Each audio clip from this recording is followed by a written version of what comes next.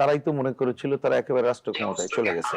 তারা আমি তো দেখি এই কয়টা ভোট পাইলো কিভাবে, এটাই আমার কাছে আশ্চর্যের ব্যাপার। সুতরাং জনাব রহিন হোসেন প্রিন্স, বিরোধী দলের তরফ থেকে নির্বাচন নিয়ে যে অভিযোগ করা হলো, এজেন্টদের বের করে দেওয়ার অভিযোগ করা হলো, জাল ভোটের অভিযোগ করা হলো, এই অভিযোগগুলো ভবিষ্যতে বিরোধী দলকে নির্বাচনে অংশগ্রহণের ক্ষেত্রে আগ্রহ কমাবে কিনা, সেই সঙ্গে সংসদ এবং নির্বাচন দুই ক্ষেত্রেই বিরোধী দলের কেন আস্থার সংকট? আপনাকে ধন্যবাদ। দেখেন এখানে কতগুলো কি বলে, আমরা যদি প্রশ্নের উত্তর খুঁজতে চাই তাহলে অনেক সময় হিসাব করতে হয় যে কোন সময়, কোন স্থানে, কোন প্রেক্ষিতে, এটা একটা বিবেচনা করতে হয়। আর একটা হচ্ছে আপনি যখন অভিযোগের কথা দিয়েই শুরু করছেন, কারা অভিযোগ করছে, তা সেটা যদি বিবেচনা করেন, আমি অভিযোগের কথাটাই যদি বলি, একটা তো স্বাধীনতা বিরোধী শক্তির কথা বলছেন যে তাদের অভিযোগ, এবং অভিযোগটা এমন দিনে তারা করছে যেদিন তারাই তো মনে করেছিল তারা একেবারে রাষ্ট্র ক্ষমতায় চলে গেছে, এবং তারা মনে করেছিল যে অন্তর্বর্তীকালীন সরকারের সময়, হ্যাঁ ছিলই, ডিফ্যাক্টো তারা এক ধরনের ক্ষমতায় তো ছিল, তাতে মুক্তিযুদ্ধকেই নাকচ করে কিছু করতে পারে কিনা একটু তারা এগিয়েছিল। একটু এগোনো মানে আগে দেখবেন যে মুক্তি যোদ্ধার সংজ্ঞায় বলতে যে কারা যুদ্ধের বিরোধিতা করেছিল, সেটা বলতে যে জামাত ইসলামের নাম আগে ছিল, আমি যদি তত্ত্বে ভুল না করি। অন্তর্বর্তীকালীন সরকারের ওটা তো আর বাদ দিতে পারে নাই, কারণ বাদ দিলে তো খবর ছিল আর কি, তো এই জন্য নামটা 2 নম্বরে নিয়ে আসছিল। তা হয়তো তারা ভেবেছিল যে এইবার কোনোভাবে এটাকে বাতিল করতে পারে কিনা, কিন্তু আজকের সংসদে তো বাতিল করে নাই, ওনারা হয়তো নাটকীয় ওয়াকআউটে, জামায়াতের আপত্তি ছিল। আপত্তি তো এটা একেবারে আলোচনার অগ্রহণযোগ্য। আমি যেটা তথাকথিত নাটকীয় করলো কি বলে বর্জন, তাই আমি বলছি যে এইরকম একটা সময়, সুতরাং তাদের একটা মন মেজাজ মর্জিজা ছিল।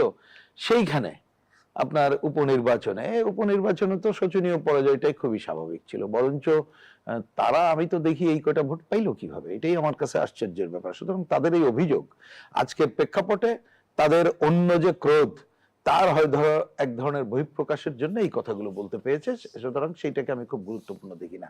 কিন্তু গুরুত্বপূর্ণ আমি যেটা দেখতে চাই, এবং উপনির্বাচনে কি হয়, এক্ষেত্রে বিশিষ্ট আলোচক গোলাম মোল্লা রনি যথার্থই বলেছেন, সুতরাং ওইটা নিয়ে আমি আর বলতে চাই না। কিন্তু আমার পয়েন্ট, আপনি যে শেষে আমাকে প্রশ্ন করার সময় বললেন যে নির্বাচনের আগ্রহ, অন্যান্য দল ভবিষ্যতে কি করবে, আমি সেটা একটা জেনারেল ছোট্ট কথা বলি। দেখেন এইবার আপনি চলে আসেন, যে নির্বাচনটা হয়ে গেল, আমরা কিন্তু এই টেবিলে এবং অনেকদিন ধরেই বলছিলাম যে বাস্তবতায় যা আছে তাতে একটা ন্যূনতম গ্রহণযোগ্য নির্বাচন চাই। শব্দটা কিন্তু বারবার বলেছে, আমি তো অনেকদিন ধরে বলেছিলাম।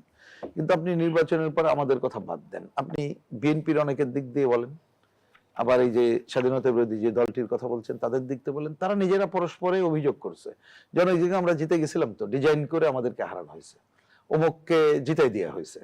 তাহলে এই প্রশ্নগুলো কিন্তু নির্বাচনের ফলাফলকে নিয়ে তারাই বলছে। আর আমরা যে কথাটা বলছিলাম যে ন্যূনতম গ্রহণযোগ্য না, অনেক ভালো গ্রহণযোগ্য করতে পারতাম যদি পুরো নির্বাচন ব্যবস্থার আমূল সংস্কার করতে পারতাম, তা সেটা তো পারি নাই।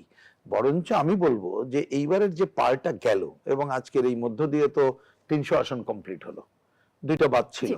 সুতরাং এখন আমাদের যদি আমরা ভবিষ্যতে আরো ভালো নির্বাচন, এবং সেক্ষেত্রে ওই কথা একটু খালি পুনরাবৃত্তি আমার দিক থেকে করতে হয়, আমরা খালি ভোট দেওয়াটাকে দেখি কিন্তু ভোটে দাঁড়ানোটাকে দেখি না।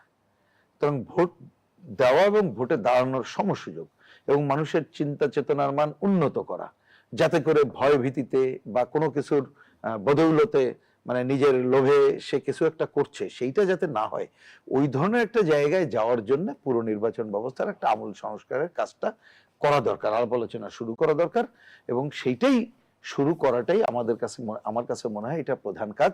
সুতরাং এই উপনির্বাচন নিয়ে, এবং ওই যে ওদের যারা হেরে গেছে, হারাটাই খুবই স্বাভাবিক ছিল, আগেই বললাম, কারণ আমি আর ব্যাখ্যায় যাচ্ছি না।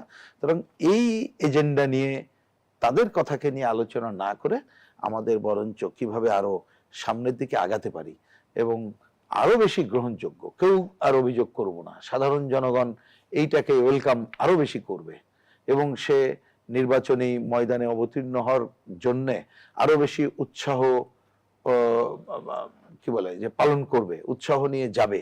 সেইটার জন্য কি করা যায়, সেই দিকে আমাদের যাওয়া দরকার বলে আমার কাছে এটা মনে হয়। আর ওই যে একটা কথা এখানে আসছে, আপনি আগেই বোধহয় জিজ্ঞেস করলেন যে 96-এর একটা নির্বাচন, এটা তো আমরা কেনা জানি কি হয়েছিল, কিন্তু কেউ যদি তার সাথে তুলনা করে, সেটা হচ্ছে বলবো যে ওই নির্বাচন সম্পর্কেও তাদের কোনো ধারণা নাই, এবং এরা বোধহয় কি বলবো যে ভিন্ন কোনো মেটিকুলাস ডিজাইন ভাবছিল কিনা, কিন্তু মেটিকুলাস ডিজাইন করার ওই সময়টা বোধহয় একটু চলে গেছে। আর একটু বলি, আমি যে বললাম ওই যে মুক্তিযুদ্ধের সংজ্ঞা নিয়ে তাদের একটা গাত্রদাহর জায়গায় হয়তো একটু নানা ক্রেজির জায়গায় থাকে। আর একটা দেখছিলাম যে কি নাকি কি করে নতুন করে রাজপথে নামার, হ্যাঁ, নতুন কিছু পায়তারার, আমি পায়তারা শব্দটা খুব সচেতন ভাবে ইউজ করছি, কারণ যেটা এখন জনগণ গ্রহণ করবে না বলে কিন্তু তারা জনগণের কথা বলেই যেটা মাঠে নামার কথা বলছে, কিন্তু সেক্ষেত্রেও আমরা আপনাদের কল্যাণে দেখছি তো জমায়েত এবং বাস্তবতা কি। কারণ এই জমায়েত বাস্তবতা, জমায়েত অনেক সময় আমাদেরও কম হয়, সেটা অন্য আলোচনা, কিন্তু তারা যে একটা ব্যাপক সাধারণ মানুষের জনসমর্থন একসময় পেয়েছিল, এবং আজকে কিন্তু মানুষের মুখে মুখে হচ্ছে যে অনেক জনসমর্থন ছিল, যে মানুষ প্রতারিত হয়ে এই জায়গায় গিয়েছিল। তা আমার ধারণা এই প্রতারণার সময় তাদের আপাতত শেষ হয়ে গেছে। ভবিষ্যতে কি হবে আমি সেটা বলতে চাই না। সুতরাং সেই মনোকষ্ট থেকে নানা ধরনের কথাবার্তা তারা ধন্যবাদ সামনে জানাচ্ছি আনতে জনাব পারে বলেই রহিম আমার হোসেন কাছে প্রিন্স। মনে হয়, এবং সেটারই প্রতিফলন আমি দেখি।